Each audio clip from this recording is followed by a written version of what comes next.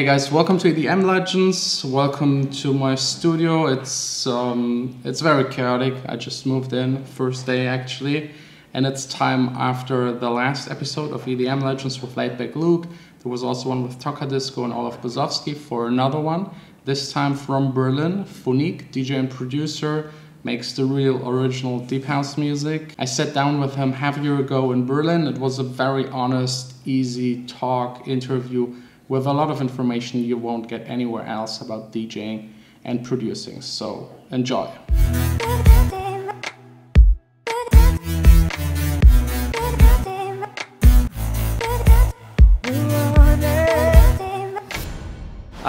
Okay guys, that is Mr. PHONIQUE, DJ, producer, living here in Berlin for a long time already, Yeah, since '95 actually. 95. Yeah. And he's DJing a lot here, DJing a lot in Brazil. It's kind of your second home It town, is, home yes. country. If you're wondering, I have my daughter here to my left side, so we're just casually having a cup of coffee. Yeah. And how old is she? Like a couple months? Yeah, 11 months now. So congrats. So how is it, like you're a dad, you have 2 kids, yeah, and you're DJing full-time, producing. How do you manage all of that, especially with the touring? Yeah, it's difficult. You're always super busy. You're always neglecting something in your life. Yes. Like at the moment, I can't do any sports. I'm not going to the gym. I'm getting out of shape. But it's worth it. Yeah. I mean, the job and the family. It's really nice to have.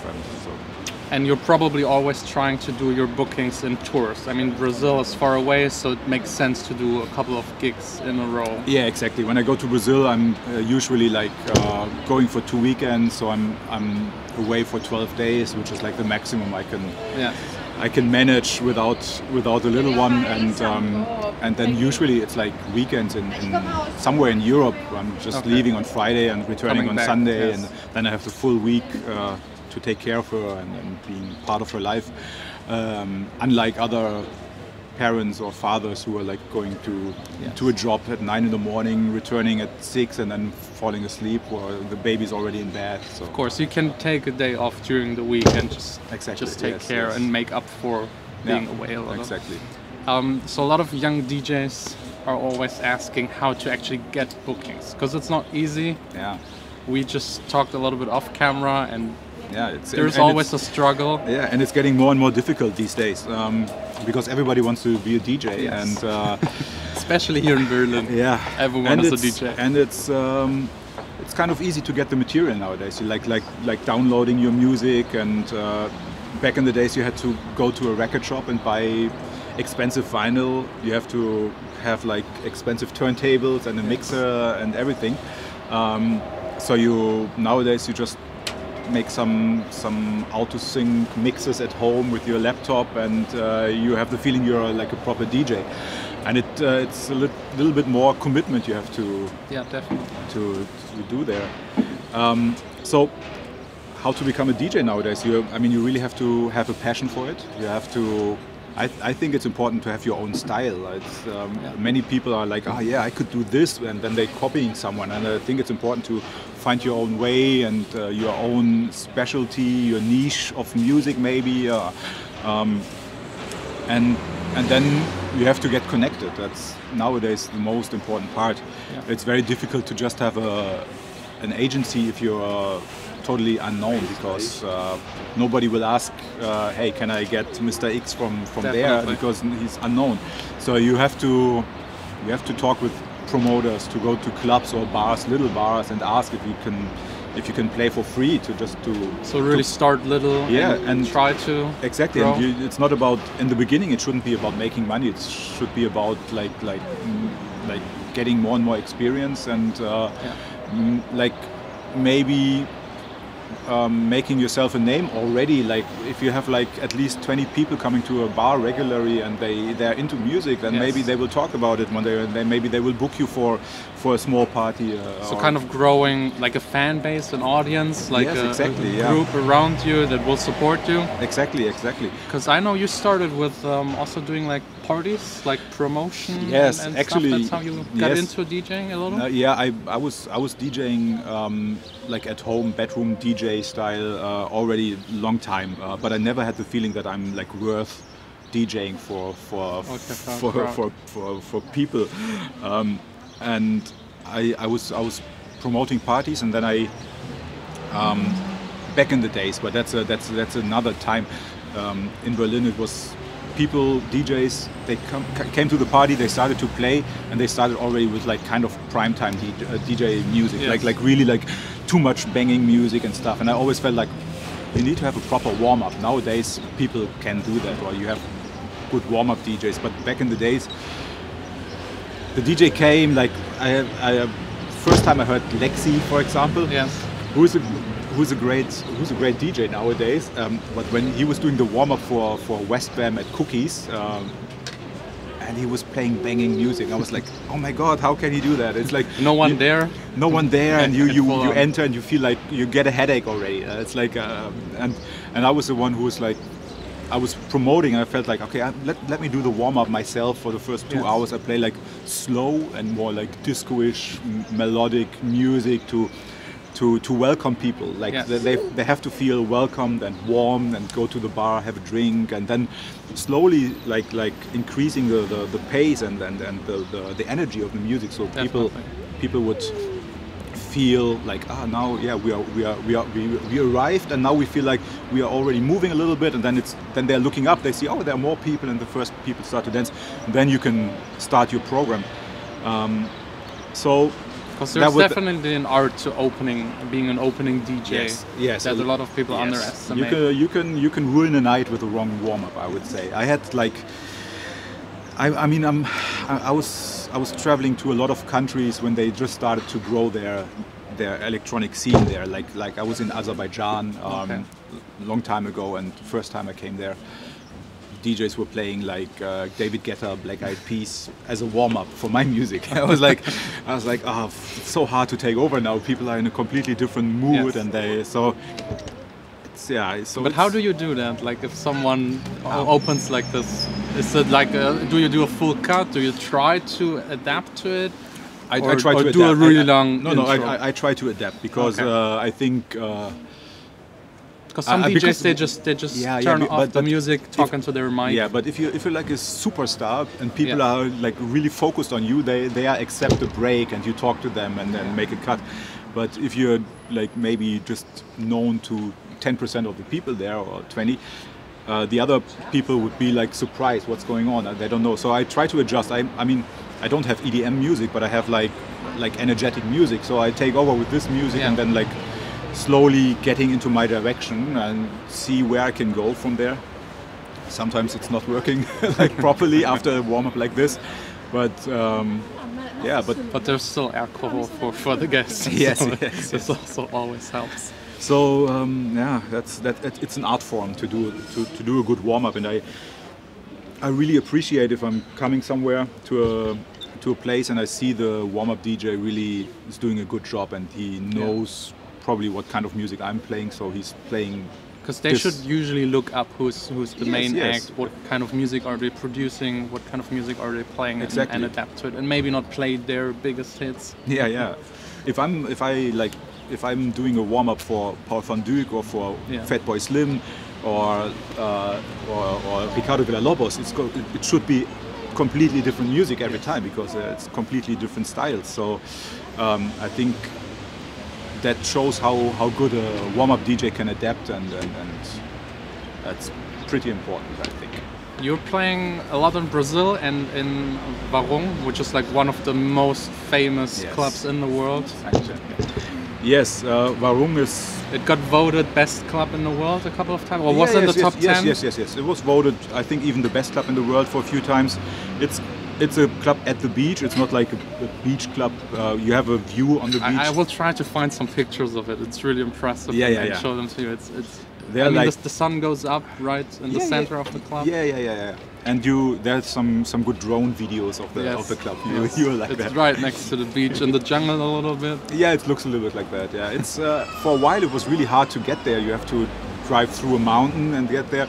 The easy access would have been through a road over a small river. It was like not possible. Now they built like a small bridge, so it's a little bit easier nowadays to get there. But back in the days, you had to sometimes wait for an hour to get there with the car, because there's this huge queue. People are going through the mountains, and the lineup is always like, very, very good. They have 2 floors, one outside floor which is also covered, and the inside floor. And the venue probably holds like 3,000 people or something, but it doesn't feel like a rave arena or something. Stadium. It's you feel comfortable in every corner of the club, and they usually have like 1 or 2 really big names inside, and then another big name but from another genre, like more softer or different music. But it's usually underground music. It's like underground. It's underground. Really tech house, deep house, techno. Last time I played there, just like a month ago, it was inside. It was Marcel Detman and Nina Kravitz playing. Yeah. So they had like a full techno program, and I was playing. I was the main DJ outside. Was brilliant, and the time before was just 3 months before that. Hernan Catenau, I don't know how to pronounce his name. Yeah. He was playing all night long inside, and I was playing outside. And I think Audiofly were he also always playing. Plays with Nick Warren. Yeah, they play a lot together. I released a track on his label like 10 years ago. And Hernan did a great warm-up because that was the first time ever a DJ was playing all night long at Warung at one floor. And he's like a superstar over there for like he's the like, local superhero. Yeah, I mean he's from Argentina, but he's like people appreciate him there a lot. And I was really surprised to see him doing his own warm-up in such a nice way. He played like so slow and warm, like a mix of like Burning Man style and deep house, and that's really cool. 115 BPM. I think it's also fun for a DJ if he always plays like the main part. There is just one style of music you kind of can play, one tempo of music. And if you do all night long, you can also like play slower tracks you really enjoy. Yes. Yeah, there's so much about Warung. I think I probably played there 15 to 20 times already. It's a great still place. Special to play there? Yeah, every single time, yeah. And here in Berlin, what's your favorite club here? Actually, it's hard. We have so many clubs, and we have not every club is always great at like every day. So it always depends on the night, on the promoter, on the DJs playing there. I'm a big fan of Counterblow. The new club. Yeah. I mean, it did reopen, new location. It's a follow-up of Bar 25. Then it was Kater Holzig. Now it's Counterblow, and it's a great vibe over there. Dirty Döring. Dirty Döring is like the main DJ over there. He's also doing the booking, I think. Or? No, I think he's doing more like maybe the label. He's doing the label, and he's probably like suggesting DJs. They have like bookers who because it's a program. Too big. Yeah, the main venue is called the main night is called Sasomo, which is Saturday, Sunday, Monday, because they are keeping it going. That's typical for Berlin. You start Friday evening and it stops Monday morning. What is with Berghain? Is it like? Yeah, they stop Monday noon, I would say, probably. Is that something you would recommend to people coming to Berlin, going to Berghain? Is it not too wild already? It is. It's. I heard stories. Yeah. It became more and more. I have the feeling it became more and more like a fetish club. But I'm a big fan of the Sunday vibe over there. But and probably upstairs at the Panorama Bar, which is the more normal people place. Yeah, but it also changed. And sometimes a lot of tourists probably now. Yeah, but good tourists. Like they appreciate the music. They wouldn't get in if they are not like looking like. Because there's like a certain dress code. Yeah, I mean that's a club with the most famous doorman, Sven Marquardt.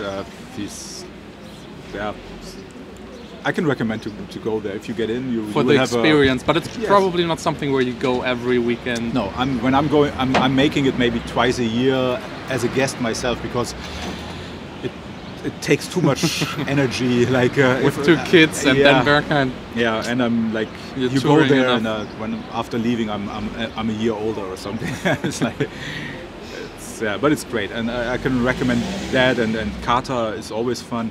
And we have like a lot of smaller clubs like Ips, Chalet, Ritterbutzke, and I'm playing for a lot of places, and always depends on the promoter. There are like 2-3 promoters I really enjoy working for, and they are like going from venue to venue, and then every venue can be like a lot of fun. Yeah, definitely. How do you decide which music to play? What is it based on? Do you look into the crowd, try to read it? Do you inform yourself before going there what they usually play, the other DJs? What's your way to find out what to play? It's a mixture of everything. If it's like a regular venue, they probably have like already their own style, like they are like expressing it through the booking, so they have like a certain kind of DJs playing there. So I have an idea what kind of music they're usually playing. So all DJs techno, you know, probably. Exactly, techno. yes. And sometimes I go to a place in Russia and I see they have like more commercial DJs and trying to have some underground nights, but they are still, and then I know they are still, the audience will be like a little bit more more up vocal, for vocals, house. and yes, exactly.